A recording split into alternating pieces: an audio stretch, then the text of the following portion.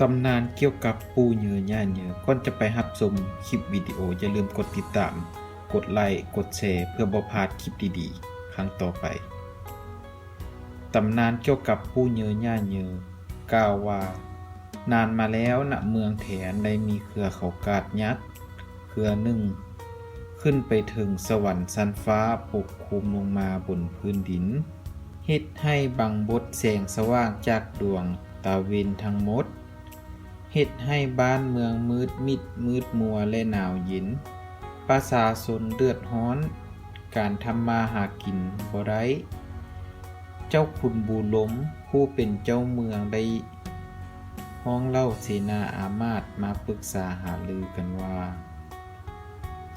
จะเฮ็ดอย่างใดดีจึงจะตัดเครือเขากาดยักษ์นี้ลงมาได้จึงให้ทหารเป้าประกาศให้รางวัลแก่ผู้ที่สามารถตัดเครือเขากาดยักษ์นี้ลงได้มีผู้อาสาจำนวนหลายแต่ก็บ่มีไผสามารถที่จะตัดเครือเขากาดยักษ์นี้ให้ขาดลงมาได้ต่อมามี2เท่าผัวเมียชื่อว่าปู่เหยือและย่าเหยือได้เข้ามาขออาสาตัดเครือเขากาดยักษ์นั้น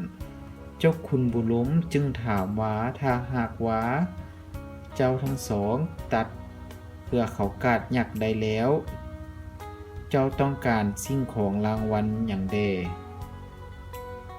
ผู้เฒ่าทั้งสองตอบว่าบ่ขอรับของรางวัลใดทั้งสิ้น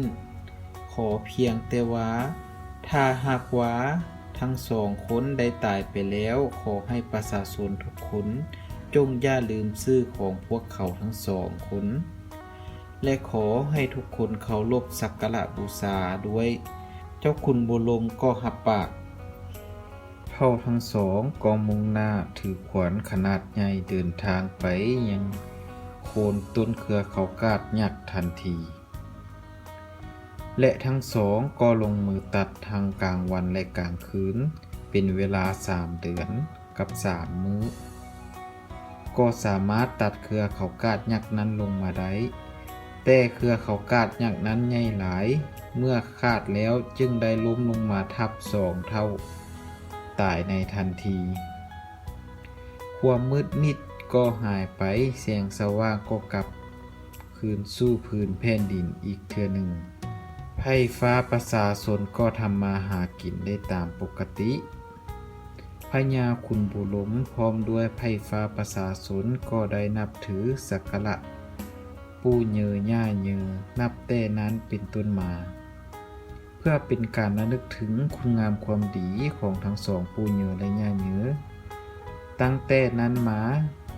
ประชาชนลาวพวนก็ได้ทำรูป